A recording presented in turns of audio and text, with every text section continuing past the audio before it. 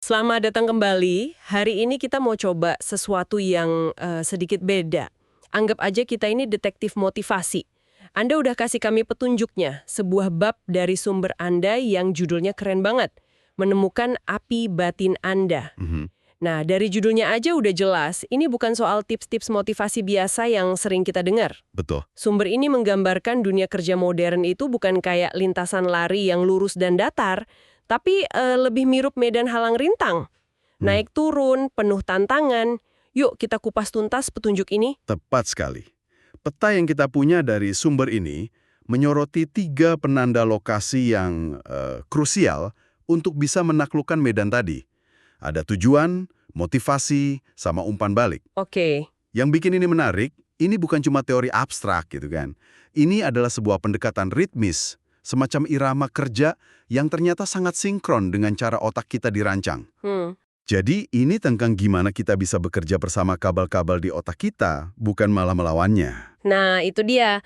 Jadi, misi kita hari ini adalah membongkar cara Anda bisa merakit sendiri mesin motivasi pribadi dengan 3 komponen tadi.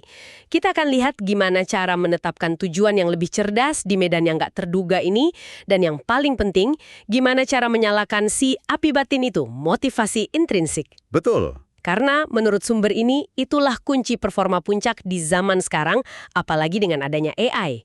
Siap? Mari kita mulai. Oke, penanda pertama di peta kita adalah tujuan. Sumber ini pakai analogi yang menurut saya kena banget. Kerjaan kita sekarang ini lebih mirip lari halang rintang daripada lari sprint di trek lurus.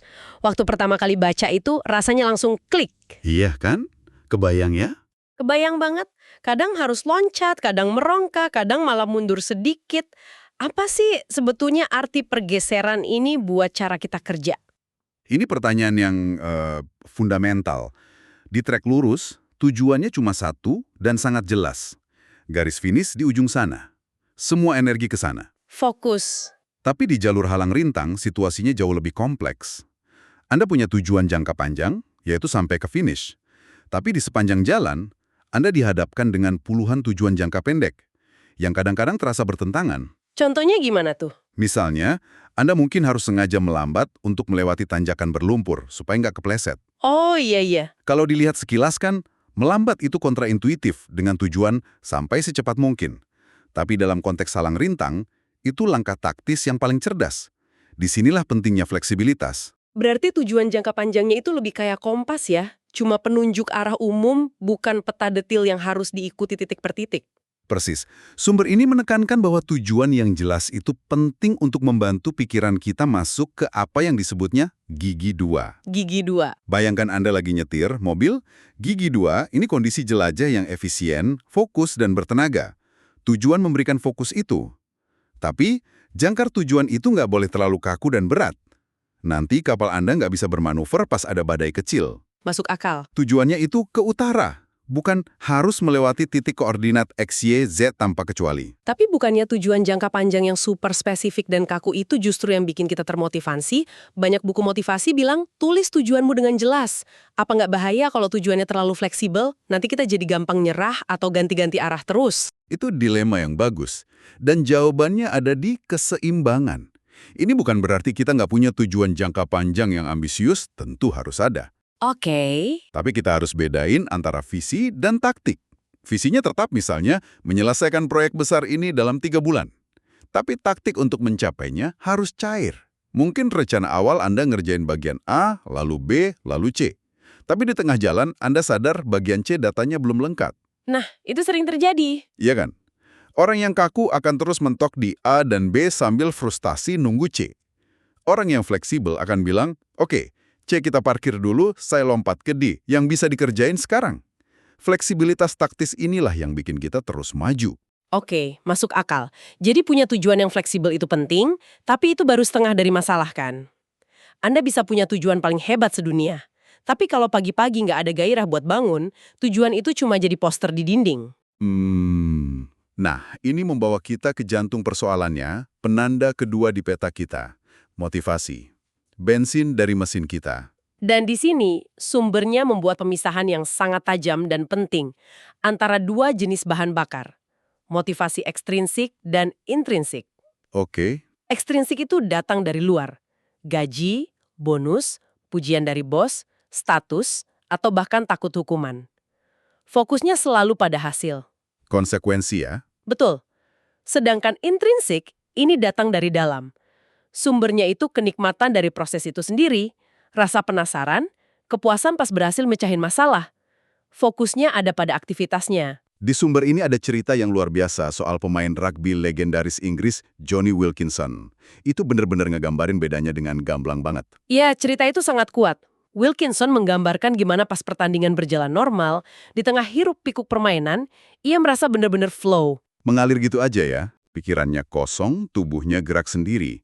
Dia main karena cinta sama permainannya. Itu motivasi intrinsik murni. Tapi, begitu peluit wasit bunyi dan timnya dapat tendangan penalti yang menentukan, dunianya seketika berubah. Wah, Semua jadi sunyi. Tiba-tiba, fokusnya bukan lagi pada proses nendang bola, tapi pada hasilnya.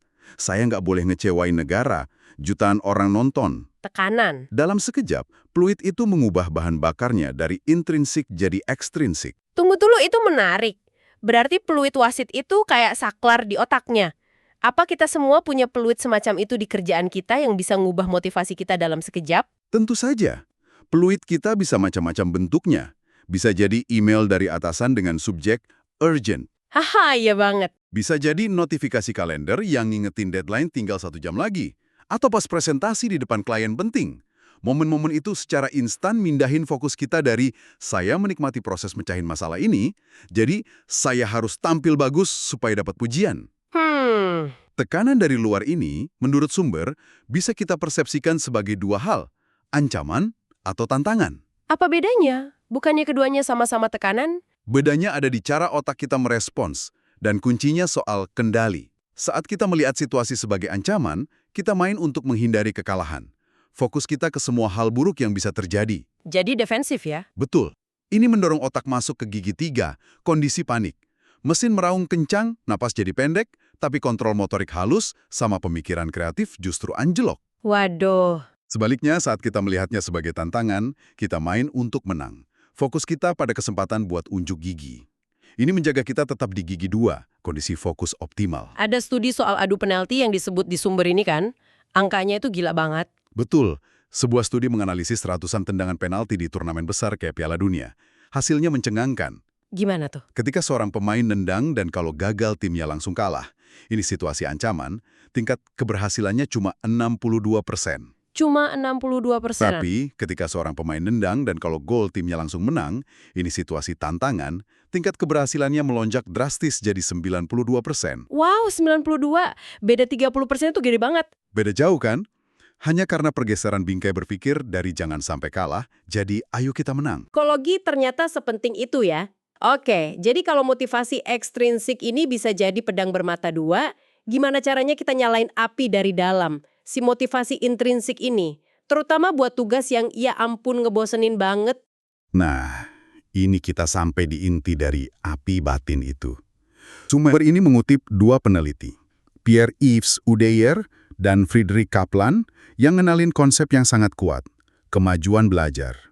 Kemajuan belajar. Idenya sederhana tapi dalam. Sebagai manusia, kita punya dorongan bawaan untuk terus belajar, berkembang, dan menguasai hal-hal yang nggak kita ketahui. Rasa puas yang muncul pas kita merasa bikin kemajuan, sekecil apapun itu, adalah bahan bakar murni untuk motivasi intrinsik. Contoh bayi dan mainan gantung yang dibahas di sumber itu jenius banget sih. Sangat sederhana, tapi menjelaskan semuanya. Benar. Dalam eksperimen itu, kaki bayi diikat pakai tali ke sebuah mainan gantung di atasnya. Awalnya, si bayi nendang-nendang secara acak, nggak bertujuan. Cuma gerak-gerak biasa ya? Betul. Tapi kemudian, ada satu momen aha. Dia sadar bahwa setiap kali dia nendang, mainan itu gerak dan bunyi. Koneksi itu terbentuk di otaknya. Sejak saat itu, perilakunya berubah total. Dia mulai nendang dengan sengaja sambil ketawa-ketawa. Oh, wow. Nggak ada yang nyuruh, nggak ada yang nawarin hadiah. Proses nemuin bahwa dia bisa mempengaruhi dunianya dan bikin kemajuan dalam mengontrol mainan itu udah jadi hadiah yang cukup. Itulah esensi kemajuan belajar. Oke, untuk bayi itu masuk akal. Tapi gimana kita orang dewasa nerapin ini? Misal, saya harus baca laporan keuangan 50 halaman yang isinya cuma angka. Itu kan tantangan nyata. Temukan kemajuan belajar di situ kedengarannya mustahil. Contoh konkretnya gimana? Pertanyaan yang sangat bagus. Dan sumber ini nawarin dua strategi praktis. Strategi pertama, temukan kemajuan belajar. Jangan lihat laporan 50 halaman itu sebagai satu monster besar. Anggap Anda detektif. Misi pertama Anda, yang paling simpel, buka halaman pertama dan cari satu aja angka yang kelihatannya aneh. Cuma satu. Cuma satu, yang paling menonjol. Begitu ketemu, tandain. Selamat, Anda udah bikin kemajuan pertama. Momen aha kecil itu ngasih dorongan dopamin. Misi kedua, cari tahu kenapa angka itu aneh. Anda pecah tugas raksasa jadi serangkaian misteri kecil untuk dipecahkan. Jadi kayak main game nyelesain satu quest kecil buat ngebuka quest berikutnya ya. Terus strategi kedua apa kalau laporannya bener-bener datar dan nggak ada yang menarik sama sekali? Nah, jika Anda nggak bisa nemuin kemajuan belajar, strategi kedua adalah ciptakan kemajuan belajar. Ini artinya Anda bikin sendiri sistem permainannya. Oh, oke. Pecah tugas membosankan itu jadi langkah-langkah super kecil yang bisa diukur. Contohnya, 1. Buka file laporan. Kalau udah, kasih tanda centang besar di kertas. Haha, sesimpel itu. Sesimpel itu. 2. Baca ringkasan eksekutif. Centang. 3. Pindai judul-judul tabel di 5 halaman pertama. Centang. Setiap tanda centang itu umpan balik visual bahwa Anda udah bikin kemajuan. Interaksi bolak-balik antar aksi kecil dan umpan balik langsung ini menciptakan ritme yang sama kayak si bayi tadi. Anda merekayasa sendiri rasa pencapaian. Jadi, kuncinya adalah menciptakan tantangan-tantangan kecil yang bisa kita taklukkan secara beruntun. Tapi, tantangan kan ada levelnya. Kalau kegampangan, kita bosan. Kesusahan, kita stres. Di mana titik pasnya? Anda menyentuh poin krusial lainnya. Tingkat kesulitan yang optimal. Sumber ini merujuk pada sebuah ide dari penelitian AI yang disebut heuristik 80%. Heuristik 80%? Penelitian pada jaringan saraf nemuin kalau pembelajaran terjadi paling cepat ketika tingkat kesalahannya sekitar 15-20%. Artinya, tingkat keberhasilannya sekitar 80-85%. Oke. Kalau tugas terlalu mudah, 100% benar terus, otak nggak belajar apa-apa. Kalau terlalu sulit, tingkat berhasilnya cuma 50%, setara nebak-nebak, otak juga nyerah. Titik manisnya ada di zona sedikit di luar jangkauan. Anda harus usaha, kadang gagal, tapi cukup sering berhasil buat merasa ada kemajuan. Oke, 80% itu masuk akal secara konsep. Tapi gimana kita bisa tahu kalau kita udah di titik itu dalam kerjaan sehari-hari? Ada tanda-tandanya nggak? Misalnya kalau saya lagi belajar software baru, apa itu berarti saya harus nargetin berhasil di 8 dari 10 percobaan? Itu cara yang bagus untuk nerjemahinnya. Tanda-tandanya lebih ke perasaan sih. Apakah Anda merasa sedikit tertantang tapi nggak kewalahan? Apakah Anda merasa fokus dan terlibat tapi nggak sampai cemas? Itulah zona produktifnya. Dalam belajar software baru, mungkin artinya Anda nggak coba langsung fitur paling canggih, tapi juga nggak ngulang-ngulang fitur dasar. Anda coba fitur level menengah, yang mungkin butuh 2 atau 3 kali coba sebelum berhasil. Kegagalan kecil itu justru pertanda baik bahwa Anda ada di zona belajar yang optimal. Ini nyambung ke ide Kahir yang menurut saya paling ngubah cara pandang, hubungan antara usaha dan penghargaan.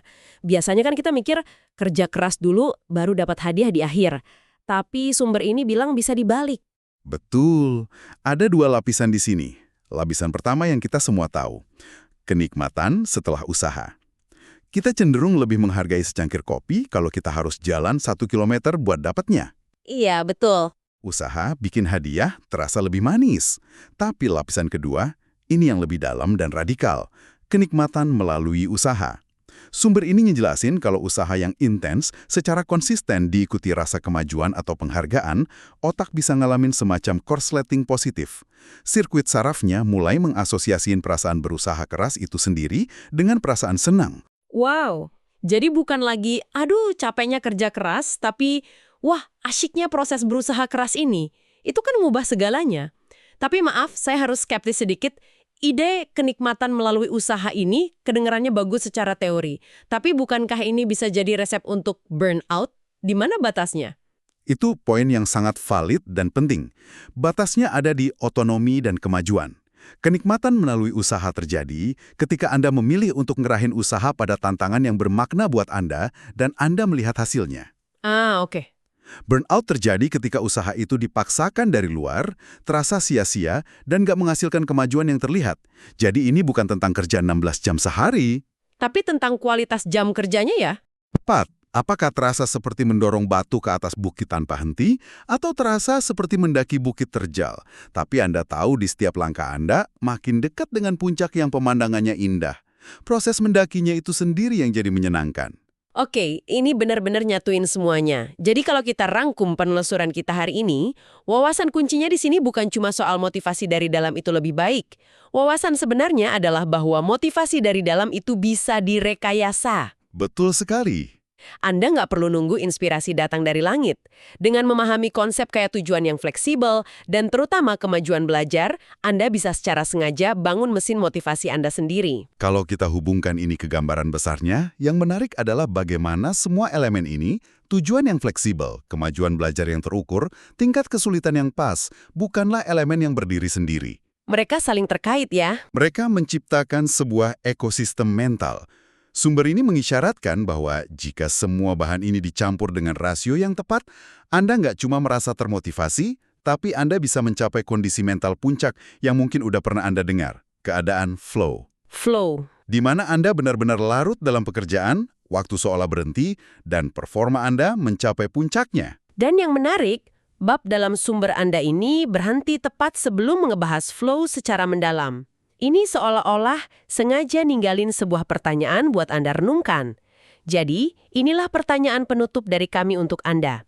Dalam pekerjaan atau kehidupan Anda, coba ingat-ingat, kapan terakhir kali Anda merasa benar-benar hidup dan tenggelam dalam suatu proses? Dan lupa diri, coba identifikasi apa aja elemen tantangan, kemajuan, umpan balik yang ada pada saat itu. Dan pertanyaan yang lebih penting, gimana caranya Anda bisa secara sadar merekayasa lebih banyak momen seperti itu mulai besok?